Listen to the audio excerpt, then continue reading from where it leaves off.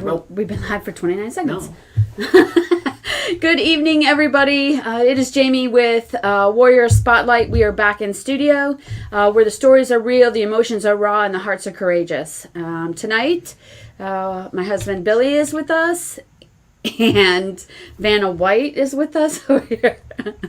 William Bruck is back with us. The man, tonight. the myth, the legend. Yes, the man, the myth, the legend. Thanks, Billy.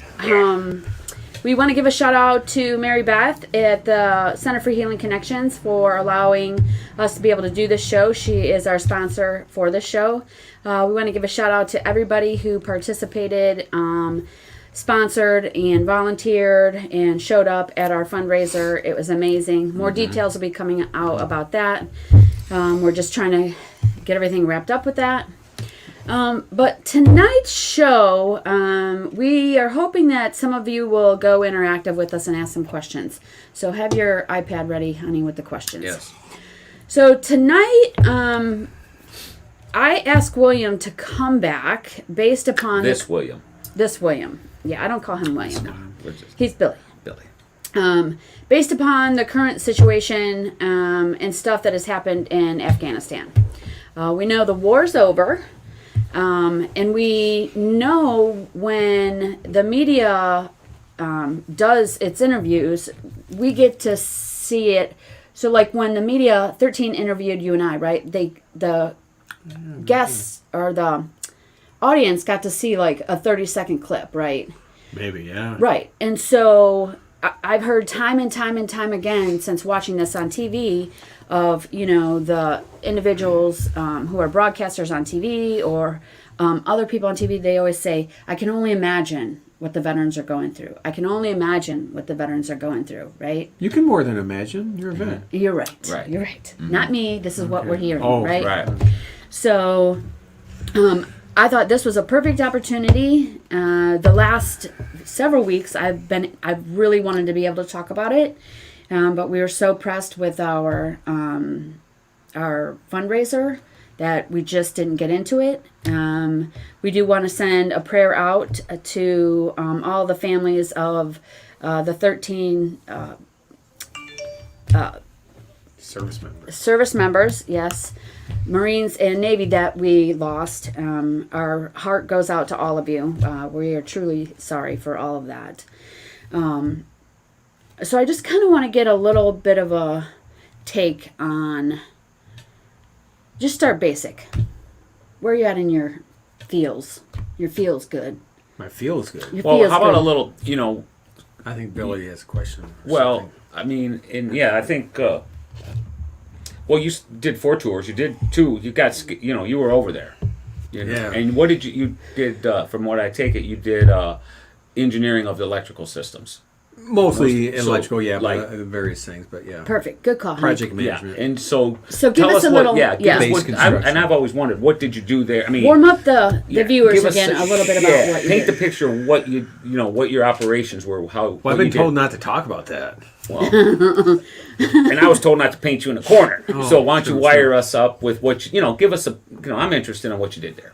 Oh. I know electrically wise. You I served think. 3 tours in Iraq and 1 in Afghanistan. One in Afghanistan, yeah. Okay. Yeah. And you served when in Afghanistan? 2014 at Bagram Airfield, but we were doing projects throughout the country.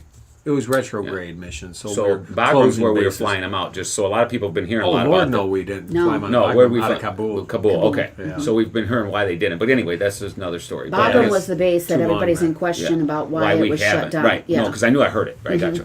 Yeah, Go ahead. So what did I do Yeah, in yeah, like Afghanistan, that or what did I heavy- do in Iraq? Where, In Afghanistan. Let's stay on the Afghanistan. topic of Afghanistan. Oh man, that was the one topic we weren't supposed to discuss. Okay, let's talk about Iraq then. Okay, No. Afghanistan. So, well, we were part of the engineer called Over the Horizon, which a lot of people have heard that in the news. Yeah. Like, Over the Horizon may not be what some people think of it as, but we're over the horizon as far as engineering group and soldiers in Afghanistan to retrograde and to tear down and to turn over bases to the Afghani army.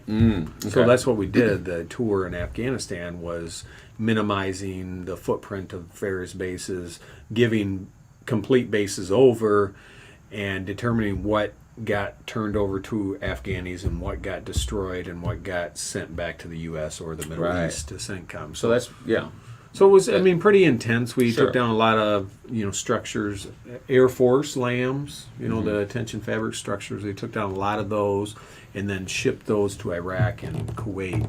And at that time, we were going back into Kuwait, so that was the need was for these tension fabric structures. So we were taking those down throughout the country and then shipping them to various parts of the world and Iraq. so they could be repurposed and Yeah, reused. repurposed, because That's cool. they're very expensive Yeah, and, absolutely. and easy to take down with I the like right- it because I'm thinking demolition along with it and stuff like that. So that's cool. Yeah, they just need Okay. new skin mostly on it. But that's what we did, and we minimized, as I said, we would change the footprint of a base to make it smaller, more manageable for the Afghani army. Did you do any training? Did you talk to them guys at all? Like, Not with the Afghani army in your field? specifically. Okay. No, not the training portion of it. or how to run things or any of that? You weren't involved in any of that. We were involved with turning things over, so they had to be able to run it. That's what I'm saying. You Get- did a walkthrough with it, and Yeah, essentially. Yeah. That's what I mean. Kind of a walkthrough. Yeah. Turn this on, turn this off. This is it. I got you. How to operate it to a degree. more or less. I got you. Okay. Well, that's cool. So in my job as a warrant officer, I was a project manager and was in charge of the construction cell at the brigade level that was taken care of. So we had like 800 and some engineers working under the construction cell. And so that was trying to Right. keep those folks busy. And at the same time, we're building things as well. So it was Sure. a lot of construction projects as well as demo and reorganization. Right. Yeah, I'm picturing something at the university level where I go in and there's a project engineer doing that, and Yeah. at a Rudolph Libby Lathrop level, But, So yeah, was that I gotcha. 800 all in Bagram? It was Or- Bagram and other bases, but Okay. based out of Bagram. But yeah, it was a lot of guys would go out, or soldiers would go out to the various bases in the country to do the projects that we had.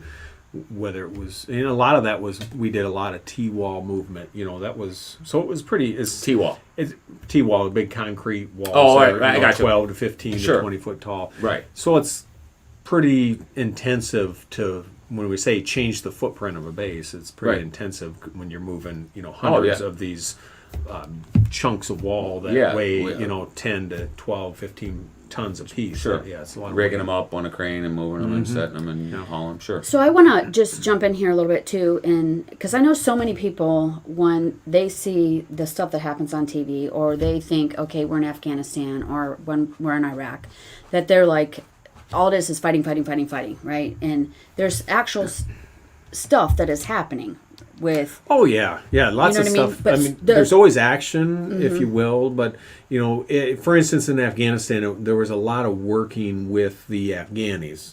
So we had Afghan contractors that worked for us on the base. We would work with Afghanis to transport things from base to base. We worked with Afghanis that supported our equipment needs, because as we drew down our equipment, we needed equipment as engineers, and we rented. Yeah. Not trucks, saying I'm in that's- agreement with that, because there was a lot of crappy equipment, but we yeah, would get this equipment. that was from my the- next question. Yeah, I was from like the right. Afghanis. Yeah, they had to supply trucks and flatbeds and different things of that nature. Yeah. Right. So we worked with Where those did the guys. copper wire and all the them components and that stuff had to be shipping, or is there actually manufacturing of that in country? All that's got to be brought in. I mean, what do they manufacture? I don't there? know where they manufacture. That's what I'm saying. I don't There's think not- they manufacture is it anything It's there. all flown Right. in, but, I gotcha. And there were certain things we couldn't give back to the Afghanis too. So things that had to be destroyed, Sure. equipment. That's a Although- big question a lot of people have got. You know Yeah. that with what's all these numbers and some of it's propaganda, but some of it's factual. It ain't even whether it's munitions or Yeah, a lot of things that were left there that yeah. may or may not should have been left there. Yeah, It's hard to tell. right. Well, yeah, that's a matter of opinion, but really, is it? But it was very personable. I mean, That's- as a soldier there at my level, and I know a lot of different levels, they get to interact with the Afghanis, but even going down to the shops, the rug shops, and things like these individuals. We all wonder what happened to these folks, and right.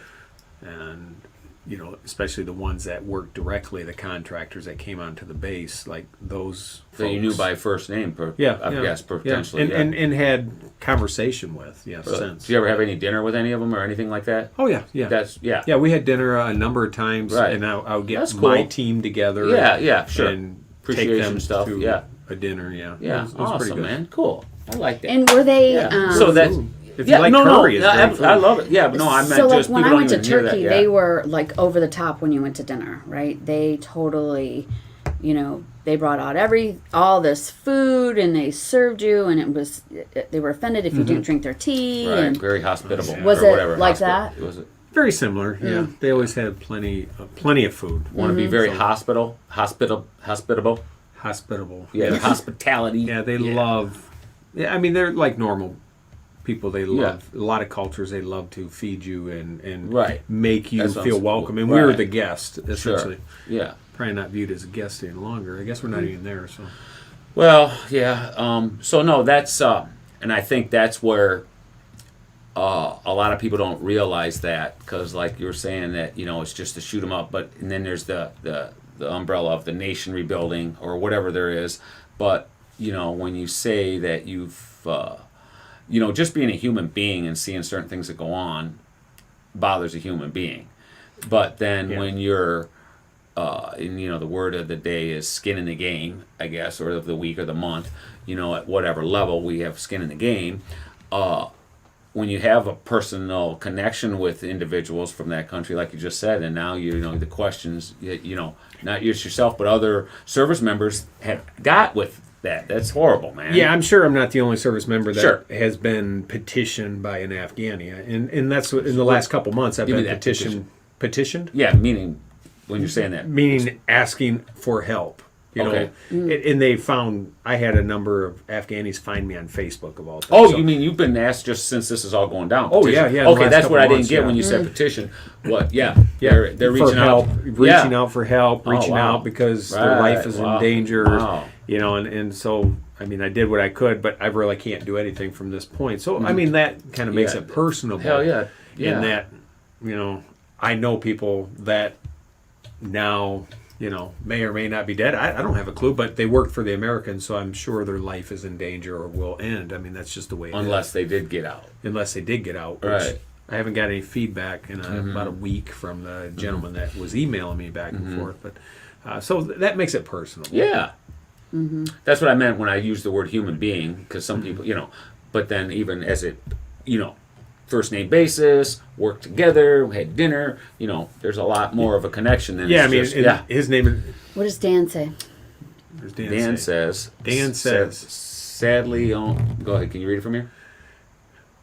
Boy, am I the only one that No, can read that sadly, far? I only saw can't read it. guys coming back on our rescue birds in bad shape, so never got to experience that personal side. Oh, okay. He was talking about his experience. Yeah, so it depends on your capacity. And as an engineer, we worked with a lot of the local nationals. I'll say every tour in Iraq was the same way. And in Syria, this last one to Syria was working with TCNs or third country nationals or local nationals, whatever they want to call them at that point in time, is interacting. So I've had that opportunity that maybe a lot of soldiers haven't had that opportunity.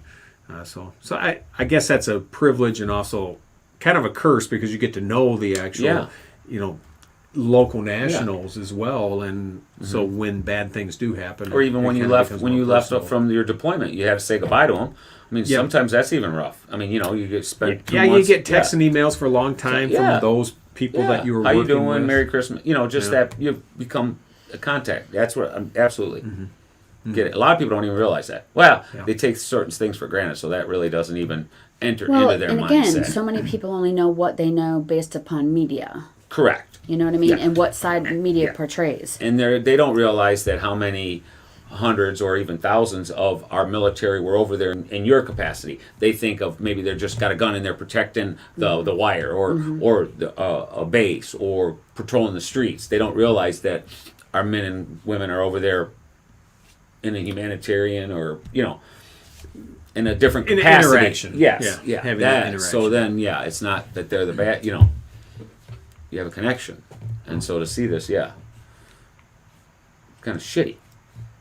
It could be less than desirable. Yeah. Yeah. Less than desirable. I mean, hey, I know how I feel about it. Yeah, it's been.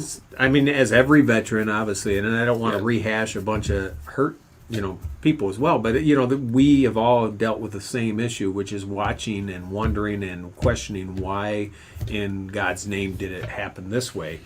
And there's nothing you can do, or we can do, or anyone can do outside of individuals in Washington that are making decisions. So we look at that and you hope for the best, but So give us a little behind the scenes All right. from that, right? So why did it happen this way? Because I really try to be able to be that liaison between the community and sometimes the way that we think. Like, so why do we feel that it didn't have to happen that way? well, I've heard a lot of people compare this to Vietnam. And that's more as a civilian side. So I get a lot of civilians, non-military people that say, well, it's just like Vietnam, and we had to deal with it then, so you have to deal with it now. And I really think it's apples to oranges, because if you look historically at Vietnam, the extraction and the end of the conflict was nothing like what we just did. And trying to think good words. Hard to say good words, but the chaos that we created in leaving as we left and the way we did it, etc. I mean, it was just complete chaos. Vietnam was not chaos when we left. It was chaos a year and a half later when the North Vietnamese took over the South Vietnamese. There's a huge difference there. Sure. This was a complete chaotically I think the reason, created. and I think the reason that they're saying that, and you're getting that, and why it's talked about is because of the whole photo and the optics to it. That's why there's that comparison.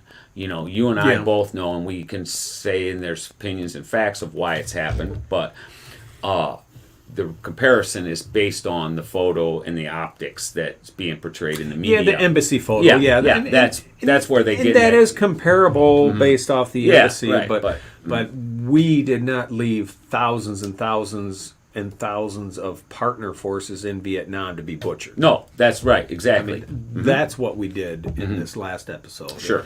Nor did we just leave the Vietnamese army with no hope or prayer. We still had advisors left in the company. It's a different. No, absolutely. It's a different 100%. thing. We That's what I mean. cut and run, and I mean, you can say whether or not we should have been there. I mean, that's a whole nother discussion for an hour and a half discussion. But but the fact is, we were there and we made promises, and then we didn't keep those promises. That's where I think we failed and left every stakeholder with a bag with holes in it. Including ourselves. We hosed everybody in the entire, world, in the entire problem, in the entire, everybody represented. We hosed, including ourselves. Yep. I don't know. How's that? Is that what you wanted? Well, I just know that one of the reasons that I love doing this show is because we get an opportunity for people to really hear more than 30 seconds of how we feel or how veterans look at certain things, which again helps civilians understand a little bit more into the insight of a veteran, right? And Yeah. I mean, I probably have it. Yeah, and hopefully it helps you too, William. That it helps you with what you're going through. I had a book on the table. You know what I mean? happened to it? Does that make sense? Hopefully, talking about getting this out is better than you holding it in. Because Yeah. So I'll read it from Kes Mutala. Okay, this is Kes Mutala. So he found my number through Facebook, then the website. And your connection to him was?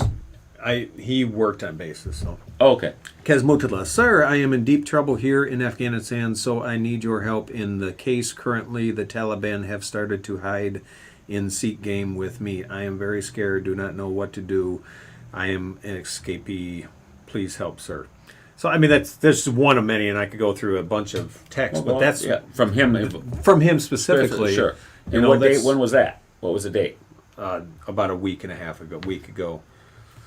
Those are August 18th. So August a couple 18th. weeks ago. Yeah. When all this was happening. And then I got many follow-on emails and texts from him. Mm-hmm. But I mean, that makes it real. Oh, yeah. Yeah. So, Absolutely. and then he was sending me pictures of his daughter and his wife. And, this is... Mm-hmm. So as an American, like, in it kind of breaks your heart or makes you sad, makes you mad. Well, your hands are tied. Right. All of them. And that's just an Afghani. And now we have left Americans there that obviously are American citizens based off of, some of the social media and videos that are being placed on social media from people that are currently there. I mean, that's even worse. We left not only Afghanis holding empty bags, we left Americans holding empty bags, which is kind of discouraging. Yeah, absolutely. Mm-hmm. One of the things that I have talked about, and because there's so many different levels of emotions that this can hit any veteran and or civilian, right? We have emotions? Well, some of us do, and some of us like to bury them. And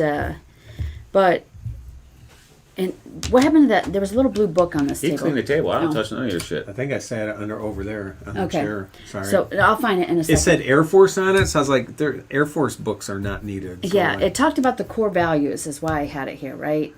And so this Air Force book is, those core values are what we are taught from the very beginning. The Army has core values. Every branch has core values, right, that we are taught and we live by, right? Or we're supposed to live by, right? True. And so it's very difficult when you have people in leadership positions who, as the military and the rank structures happen, that, if you're a good airman, good soldier, right, you follow those rank structures and you do as you're told, right? You shut up in your color and you do it, right? But you also look to leadership, right? Because you can learn from both good and bad leadership, right? True. And this has me personally very upset because I was one of those people who I was first in, last out, mission ready, mission driven, right? And my family came second, right? Sorry, Billy. It is factual, I was right? freaking pissed. And When she'd call and say, I got to stay another week, another 2 weeks. On some of them, yeah. She was first, set. She's I a go, lot what are you to doing? miss, though, ain't What she? are you doing? She But goes, well, I'm when setting you, up. right, but I'm when, like, well, who's going to tear her down? Right. I mean, no, I swear to God, she called a couple times. Yeah. and when you do that, because for me personally, is the only one I could talk about. For me personally, I was serving a greater cause, right? I was serving my country. I was serving something so big, right? And so for me to put my entire life into that, right? And sacrifice my own family behind the scenes, right? This is a hard pill to swallow. I was not in Afghanistan, but the structure behind it is a big deal to me, right? We have a daughter who is currently serving in the Army, and she just started her career, right? What was she thinking? She just started her career, and for me to be supportive in the way that I wanted to be supportive in her career, right? There's certain things that you learn through your career that now that I know what I'm out, I wouldn't want to share with her, right? Because I want her to experience her life and I want her to experience her career, right? Absolutely. And, and if I had to give her advice, it would definitely be different today than what I had thought, You tell her to join the Navy is what you I tell her. would. Get on a ship, sister. Yeah. Live the good life. Yeah. Oh, boy. I mean, I think that's probably a feeling that most vets feel, whether they're in Afghanistan or not. I mean, Right. It really does. And a lot of civilians especially, say this other thing is like, well, we shouldn't have been there anyway. We had no reason to be there. But the fact is, we were there. Right. Yeah, Like, you can't, we yes. were there for 20 years. That's like, that's a long time. That's longer than most of my children's lives. Like, I mean, 20 years is a huge span of time. It's a long time in No. any relationship. My parents were only married Yeah. 20 years. Yeah, to be married 20 years We've been is, married is a heck 32 of an years. accomplishment. Yeah, it is. That's what I'm saying. In any relationship, 20 years is a freaking long time. But I mean, the fact is, we were there for Yeah. 20 years. So saying when I hear people say, "Well, we shouldn't have been Yeah. there. We had no business." Well, we were there. That's Right. that's the facts. The same way, when they say, "Well, we got out. That's what we needed to do." Well, we didn't do it right. We left a lot of people holding empty bags, and we really, did it the wrong way. And that's debatable which way is the right way. Got it. But everybody is pretty sure it was chaotic and a bad exit. Yeah. There's not a whole lot of debate on that. No, Whose there isn't. fault it There's- is, Right. who knows? And It's only- everybody there's and actually everybody like has 4 seen people really the talking. picture of the 2-star general who was the last one getting on the plane, the last Oh, one yeah. leaving, Photo, right? yeah. The generals Yeah. always get the The la- photo op. yeah, right, for sure. but so many emotions with that, right? Because that could have been an amazing accomplishment, right? Yeah. There could have been such extreme other emotions with that, right? Yeah. And But tied to that, you got the people standing herded down against them concrete walls, getting whipped with bamboo sticks. So that's what's tied to that picture, well, which I think yeah. is what you're saying. It's well, tainted. not only not it's only fucking that, tainted. but It's I mean, not- just days before Yeah. they came home, 13 were killed. yeah, that's what I'm Right, saying. days It's tainted. before they Yeah. came home, right? Right. And for everybody all those military members who were on that airplane, there was nothing celebratory about it. No. Oh no, they They're definitely never- weren't there's never celebrating. gonna be I mean, they no- were happy, I'm sure, to leave. Right. Those that got, yeah. Because it was chaotic and it was dangerous, obviously very dangerous. So it was. I'm sure they are very elated to be leaving. Right. But yet probably sad because the mission wasn't accomplished. That's what I was just gonna say. Wasn't complete, yeah. What it was a figure, the president said 90% of Americans that wanted to leave left. That means that 10% didn't. That's 10% is a pretty big deal. Yeah. I mean, that's a lot of people then that didn't get to leave. Right. So were they really leaving successfully? I mean, the soldiers and airmen and that they always do what they're asked to do, and they do it very well. Right. That across the board, Hands down. we do what we're supposed to do when we're asked to do it. Yeah. Yep. Don't ask, just do what I said. So I don't see it as failure on their part. Oh, absolutely no. not. Number no. one, we left before the deadline, the Yeah. self-imposed deadline, and number two, it really was a self-imposed deadline. We could have stayed as long as we needed to, and soldiers certainly would have, and there's soldiers still going back. I yeah, just they're seen still recently operating, that there's retirees or people that have left the service that are currently in covert yeah. Yeah. private operations. Yep. Glenn Beck's got a program. Getting people yeah. back Yep. home. Yeah, Yep. I mean, it's pretty It's fun. amazing. Yeah. And if I could talk my wife into it, I think I would go. Right there. Like, I mean, Pineapple Express, if I could be yeah. a help, but Yeah. I'm kind of outside that circle. But Right. that's an amazing. That's soldiers doing crazy soldiering outside of even what they're allowed to do. I think it's a great. But that thing, tells that you shows the dedication. commitment. Yes, Yeah, the dedication that a military we member don't like to has. fail. Absolutely I not. think maybe one of the other times I was on with you guys, like the biggest thing that soldiers have a problem with is failing. Yep. Whether it's failing in their family life, failing in their career, failing in society, and then that's when depression comes, like when we feel we failed. And I think a lot of veterans, I would assume, and I know that a lot of veterans that served and spent a year, 2, 3, 4, 5 in Afghanistan or other places now feel this. I mean, did we fail? Like, and you got to look at it and say, no, we didn't. We did what we're supposed to do. But the overall picture of the situation is failure. That's all you see on the news is failure. We fail. We, the world views America as failing it and the Afghani people and everyone that helped us there. And so as veterans and soldiers and airmen and Marines, like now we have to deal with this new stigma of, 20 years of, flushing down the toilet, we failed. we didn't, but yet there's still that stigma now. We got to fight, and so that's going to be tough for a lot of vets to overcome.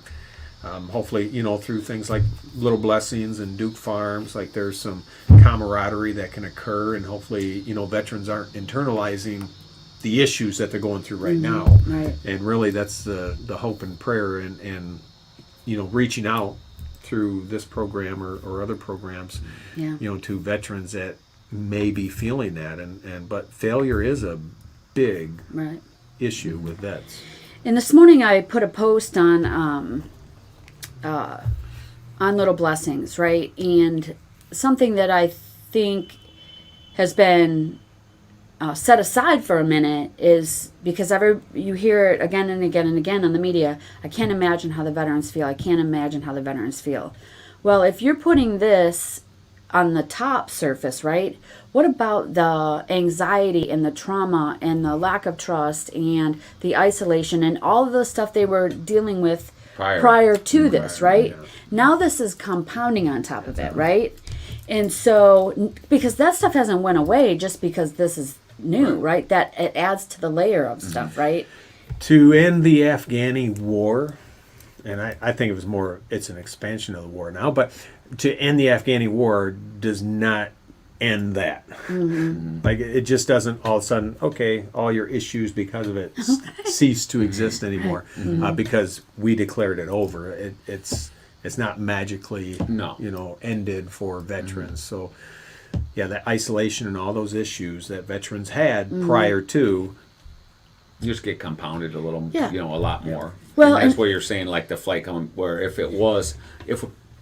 we could just sit here and take the three of us and write what we felt was the best way and get the equipment back, all this, or what would Trump have done or whatever, would be the difference in the emotions of them coming back and us being here and looking at whether it was a success or a failure, but it didn't. Like you said, we can't do that. It's what we are. It's not what it is. It's how we deal with what we were dealt, and we were dealt with the leadership to do what they've done. Right. And so now we have to carry on, tighten our bootstraps up, and help one another get through it. Yeah. So we have these things, I don't know if they're called the same thing in the Army, but they're called OREs and ORIs. They're Operation Readiness Exercises and Operation Readiness Inspections, right? And the inspection is to see and make sure that all of your resources, all of your people are ready to go within a 72-hour time frame, right? That's what the inspection's for, right? And so people don't realize that stuff either, right? So you have to go through these, and they're typically on an every 4-year basis that you go through this, right? Every 3 years is the exercise, and every fourth year is the inspection, right? And you guys did them at the base. So, right. Yeah, you change labels, get your pubs in order, all that shit. Right, like, but to think at the end of and you spend a long time preparing for that for that inspection, right? And there's inspectors who come on base and are watching everything that you do. But at the end of that, and if you have, an above average rating on that inspection, it is like celebration, right? Because you've had that successful accomplishment, right? Because when they were closing down the bases and different things, we would go through that when you guys did it, and you were saying, "Well, we have to spend hours on freaking doing that shit," And I'm like, "Well, what are you doing?" And she's like, "Well, we're doing," and I'm like, "Okay, all right, and then And so that's where my mind frame goes again they didn't to get the much chance tail to go end through of that. this, right? Yeah, they didn't get much chance to do that. Yeah, none. Junk and bunk. Get your shit and go. Right. Yeah. Or tuck tail and run. That's what I say. Yeah. Pineapple. It's the Pineapple Express, and that's what's going on right now, where they're lifting these guys out in the northern province of Afghanistan, and they've been north. Oliver North was talking this for the last 2 weeks.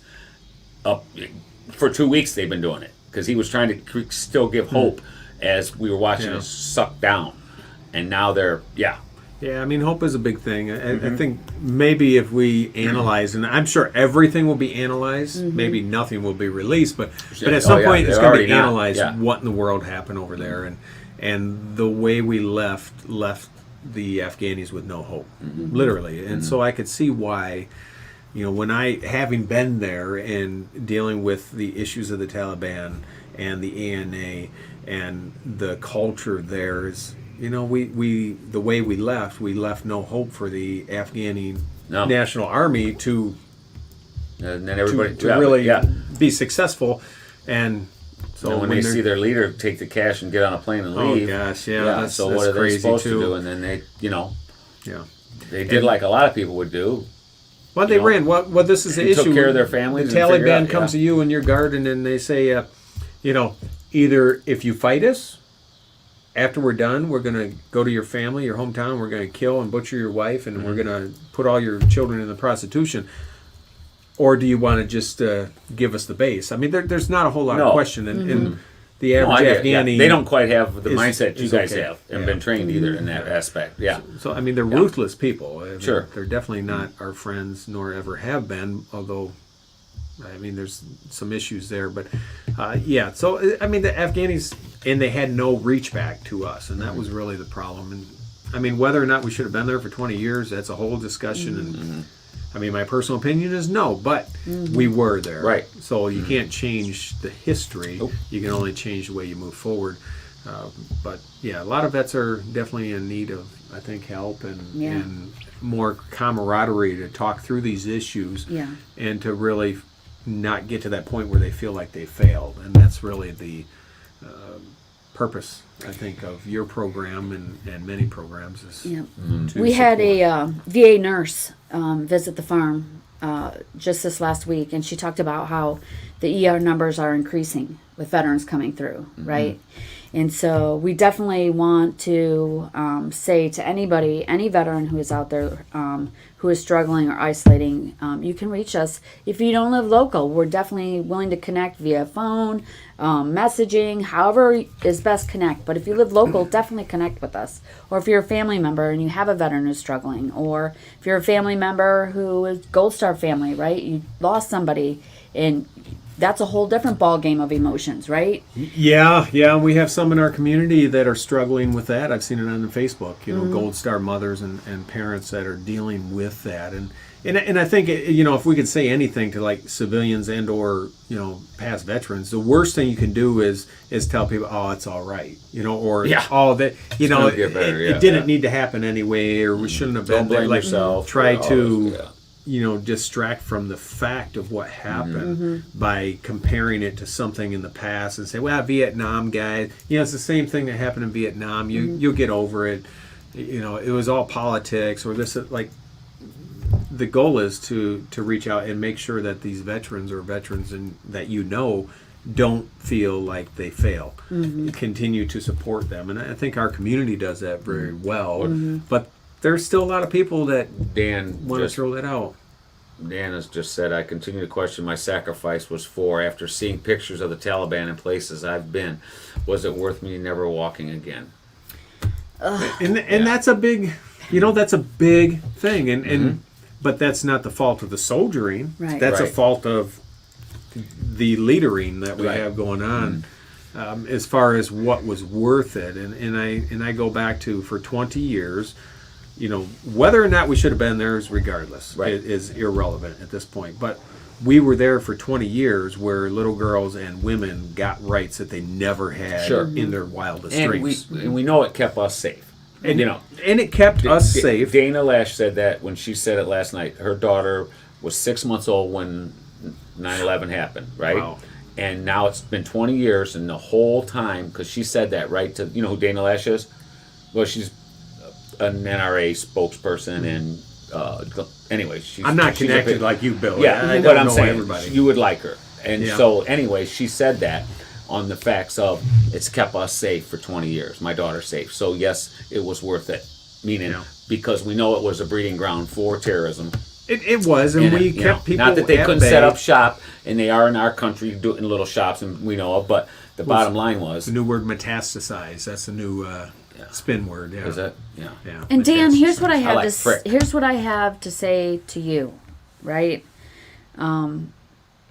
You did what was asked of you. You served your country. You served it. I'm positive with such pride and passion, And so please don't think because of decisions that somebody else has made that takes away from what you've done. Yes, you are an individual who has sacrificed a lot for this country, and we are very proud. Very, very proud of you. I feel very privileged to know you. You know that I love you and Danielle. So please, please don't think that, you know, and we are right here for you. Yeah.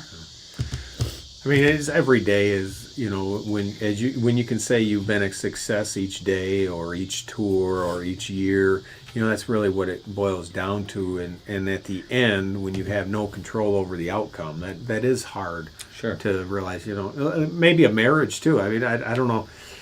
And in some ways, maybe this is like divorce. I never went through divorce, but, you know, if you spend 20 years with a spouse and then get divorced, like, do you throw away that 20 years and say, I wasted 20 years of my life? Or do you say, well, we raised children, we did this? I mean, I've never been through that, so I don't know. But you're trying to look for a comparison and analogy. To comparison, you know, I'm sure in those 20 years before that divorce, this fictitious divorce we're talking about, there was a lot of joy. There was a lot of fun. There was a lot of events that occurred. And I don't know if you can base the last day or the last year of that, you know, relationship and say the entire relationship was that way. So, I mean, I know that's a funny comparison, but... And I know, you know, and there's going to be a lot of that, but I think, you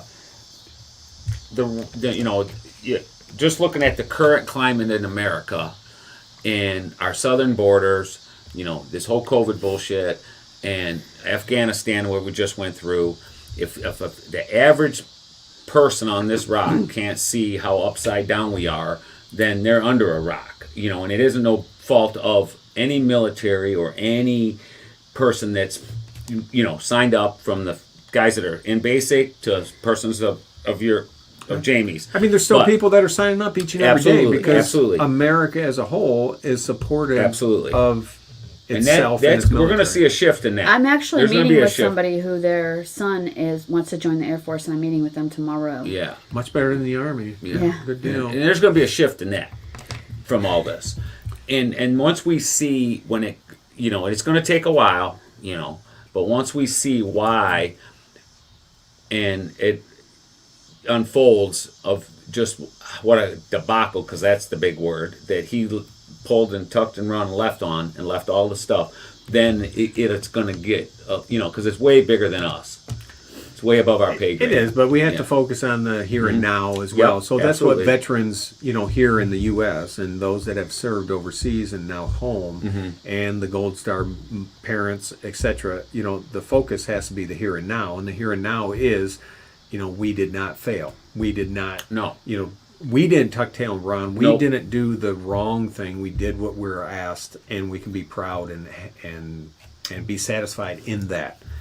So I don't want to focus on mothers, all the other issues. Yeah, absolutely. One of the other the mothers that was just of the 13, she had her big rant on there, and it was called fricked, or was it fricked? The word she said about she went on about the president, about how bad he was, and just, you know, well, she just lost her son, you know, and she was going on about absolutely. And so what she was saying was how our leadership that's at the helm is what's failed, not the soldier. Correct. You know, that needs to be the focus. Yes. And whether or not, you know, and I don't want to, you know, get into politics or not. I mean, we all know what a disaster occurred here and chaos, but, you know, the 13 lives that were lost, including 2 females, which, you know, it just shows that you don't have to be male. It's female too, and these were Marines that, you know, they passed away too. Like their lives, their family have to be told some way or one way or another that their children didn't, you know, die in vain. She talked about it when her 2 came to her door, and that there was, you know, a reason that they died doing what they're supposed to do. I mean, and they didn't fail. Even though they passed, they didn't fail. They were doing what they're supposed to do in order to egress people out of the country. She was holding a baby the day before and just emailed and said, I don't know if you've seen it, and said how she loved her job, you know. And I'm sure she loved her job to the very end. Like that's how soldiers are. Yeah. We do what we're supposed to do when we're supposed to do it, and I want to say love what we do, but we are very proud of what we do. Absolutely. And so Angela put on there, we would love to hear some Afghanistan veterans' point of views as well, and I believe everyone else would as well. You know, obviously, I mean, I don't have access to such a thing. I mean, if somebody wants to reach out and, you know, send us messages or something like that, we'd be more than happy to share. I'm positive there's some tragedy on that side as well, with the effort that. Yeah, and there's a lot of Afghani veterans in probably I don't want to say your run of the mill, but like your Army, Air Force, and Marines. You know, a lot of those people were relegated to bases, especially the last 6-7 years. They weren't out doing patrols. The first 13 years of the war, there was a lot of interaction, you know, in the community and going out and doing patrols, etc. But the larger force, or the more repetitious force, was all the special forces, Green Berets, that were there for the last 20 years. You know, the different groups that were involved. You know, they're every 6-month rotation, back and back and back, and working with the same people. And now to have those relationships not just cut off but destroyed, I'm sure they're feeling it more than. Yeah. I don't want to say more because I don't want to compare it too much, because we're all feeling a frustration and an anger and a disappointment and a sadness and all these crazy emotions together. But those folks really had relationships with the ANA as well as the special forces in the communities. Hence why they're going back in.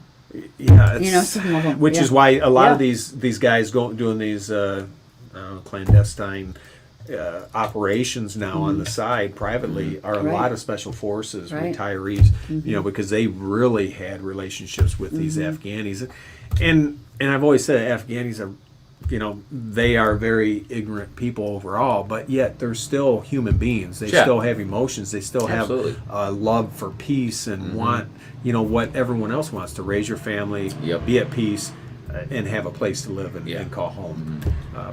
So, I mean, as far as, you know, Afghani veterans, there's a lot out there.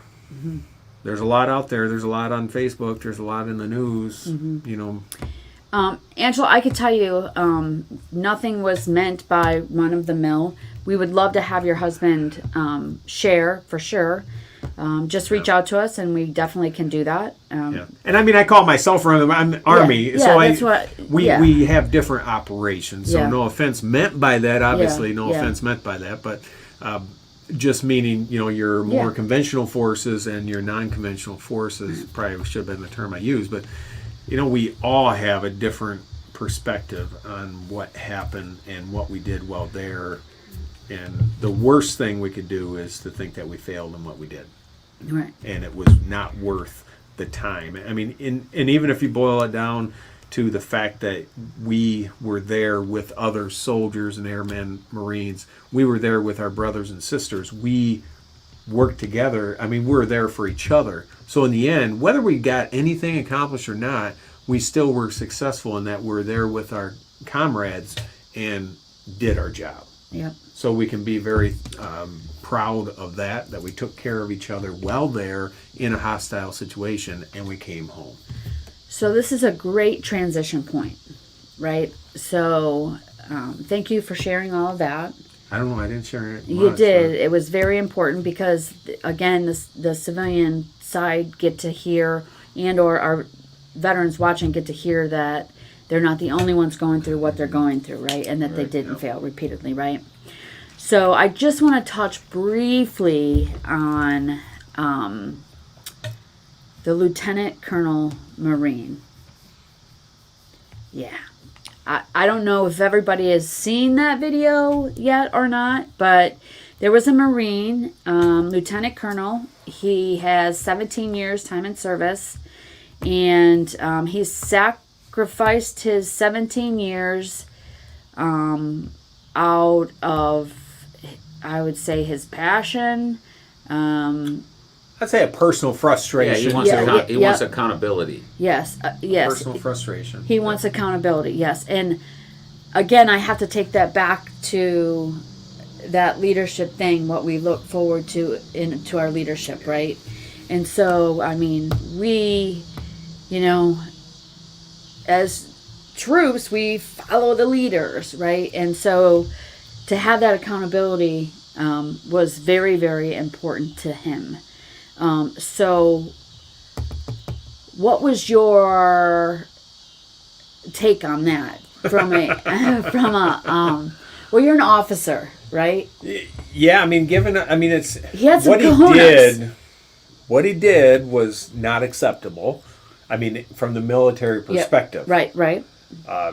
I mean, I do have to give the guy some kudos, though. I mean, he definitely stood up and did what he thought was right, even if it wasn't right given the situation. But very, very committed. When I first read that story, I thought, dang, 17 years, like, that was my first tour in Iraq in 2003, like, for the invasion. So he joined then, like, he wasn't even in the military for 9/11. I'm thinking, man, he's a youngster, but he's a lieutenant colonel, which is a big deal, in any service Well, he branch, was but a especially the lieutenant colonel. Marines. Yeah, I mean, you don't get to lieutenant colonel easily in the Marines. It's a lot of competition. So, I think he's not really that old. From my perspective, 17 years. Like, I've been in 29 years, so it's quite a, it seems like more, but no, I mean, he made a choice that will affect the rest of his life, but I'm sure he inspired many people too. And hopefully brings accountability. And he was a voice for so many. Yeah, I think he was a voice for a lot of people. And that I think he was in a position where financially and different things that he was just. And here's a piece done. that I want to talk about too with that is because he briefly talked about the PTSD, right? This is what happens because veterans snap, right? We have been known to snap a time or two, depending on the situation. And I think a lot of what he saw was like, the apples is when you come home on deployment and you're missing a canteen, by God, you're going to pay that $13.48. It's going to be taken off your LES because you lost it. That's Joe Snuffy. Right. And Joe Snuffy has to pay this $14 for a canteen cup he lost. And we just left billions and billions of dollars of TS equipment over there and sensitive things, and there's no accountability. So I think, when you compare it like that, like, yeah, you're going to be irate and you're going to go off the rails, which is exactly what he did. Right. But I mean, I have to hand it to him. It was pretty incredible. Yeah. But they do get to that point to where that's how that pressure builds, right? The pressure builds in whether you're, currently serving or whether you're a veteran, right? Because that frustration builds, right? Yeah. And then what do you do with that frustration? As veterans, we're taught to just suck it up and tuck it, right? We internalize a lot, as we said before. Right. I mean, hopefully we don't internalize everything, but that's, no. But you have to keep your emotions in check, too. I mean, that's one thing you learn in the military is you got to keep your emotions in check, because if you don't, your career is affected one way or another. You're either burning, crap in barrels, or, you just got busted or Article 15. I mean, you have to keep your emotions in check because of the rank structure and the way the military is structured. It's unlike the civilian. You can't just tell your boss to pound sand, because if you do, you're in big trouble. So, it is different than the civilian world, and there's probably a lot of civilians that watched I can't remember, Sherpy or Sheppy, or I can't remember the guy's name, that lieutenant colonel, like, yeah, and there's just a lot of Army or military people watching, like, oh my gosh, that guy. What? I mean, you just don't do that. Not publicly. I mean, it's even on Facebook. You got to be careful as military what you post, because you could get in trouble for it. It's not the civilian world. The UCMJ is much different than a civilian court. Yep. And tell the civilian populace, what's the UCMJ? I don't know. I've never been there. The Uniform Code of Military Justice. So it's a completely different rule book that we play by. Right. that civilians have no idea. And in the military, you can say nothing negative about your commander-in-chief, period, dot, across the board, bottom line, in public, period. It's supposed to be, in a public forum, So, or even and that- outwardly. I mean, that is known from the very beginning when through basic training, you were taught that, right? The respect of the ranks. And I've had a lot. I think I've had, 5 commander-in-chiefs since I joined. I started with Bush #1. So that kind of ages me slightly. So I am 35, years old at least. But, through the Bush, then Clinton, and then Bush again, and then Obama, and then Trump.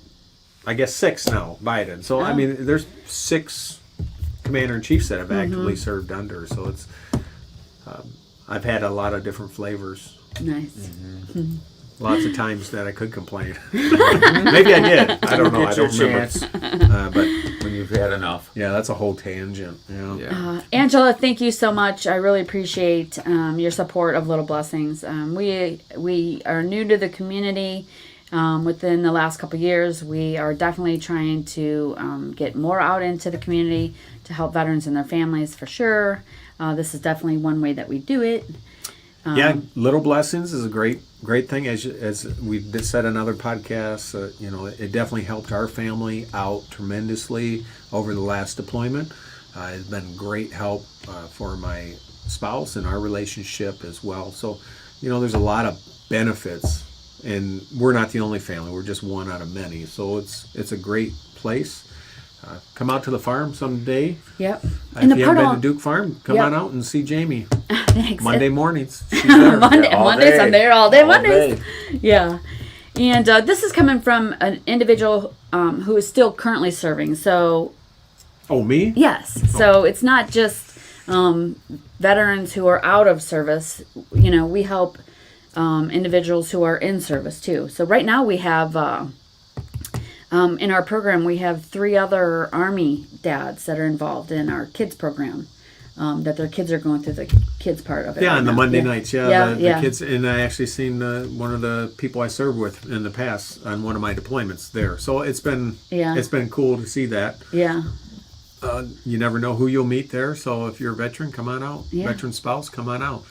If Anything you want to be a veteran, come on out. Anything else you want to add? To say to our veterans?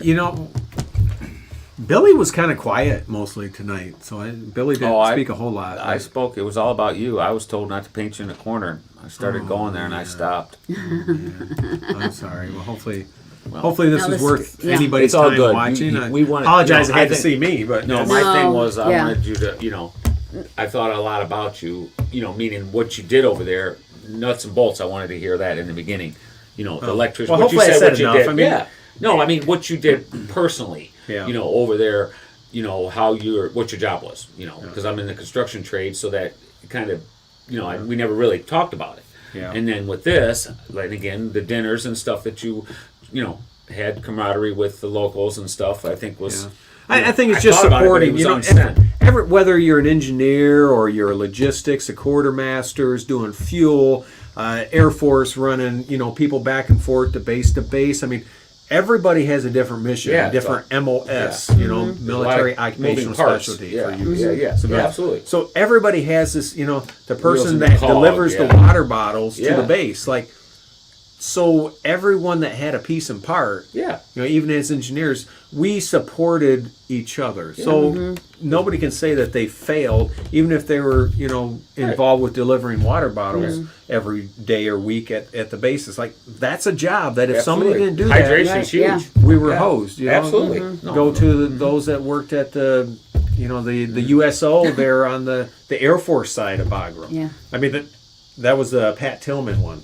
They had Pat Tillman USO was right there in Bagram, and we all know the Pat Tillman story. But I mean, what's his family thinking? He wasted his life. You can't feel that way. You have to move forward and say, what we did? We did great. We're proud. I'm proud of what we did. What I did while there was exactly what I was supposed to do. Sure. And as a veteran, we have to believe that and say that vocally and be proud of what we did. And in spite of the politics, the chaos, or the insanity that's currently going on right now, we still have to believe and fully believe it. Yeah. So, it's not just What is it, fake. I'm not mission- just like you saying said, I'm ma- just mission proud of what I before did. self and all that. Yeah. When you were saying that, mission. Oh, yeah. Mission driven, mission before self. Mission driven before self, and all before that. self That's is what I'm saying. others, The because yeah, others are always service part of before our mission. self. The creeds Yeah, and different integrity things. first, Yeah, yeah. absolutely. Yeah. Well, that goes with the every, Air Force. Their yeah. creed includes a lot better food and Sure. and Yeah. living Well, conditions. it takes you but- guys to go out there and make the runway and the golf course and get the building built and get the air conditioning set in. But we do want to support veterans, and as a veteran, my life. One of my life's missions is to help other vets. So if there's any way we can be of help, Yeah. and definitely And that, promoting Little Blessings and Duke Farms is a great way to help veterans. So if you're out there, take advantage of it, and come meet Jamie next Monday. Duke Farms and Samaria Road. 44. 44 Samaria Road. Yeah. West Samaria Most Road. people will be Crab on and holiday. 151. It's Labor Day. Yeah, closing their pools. So they putting can the lake come down. out then on They Monday. can. They can come You out. are I will off be there. next Monday. So I come will to be Duke there on Farms. Monday. See Jamie. Thank you, William. It's always a pleasure having you on the show. Oh. We love having you. I just come to see Billy. Well, that's okay. I was looking for wet teddy bears. But Wet teddy bears, If you've not seen Joel. the McConnell Minute, check out the McConnell Minute. It is absolutely incredible, as always. Thank you for tuning in, and we will see you guys next week. God bless.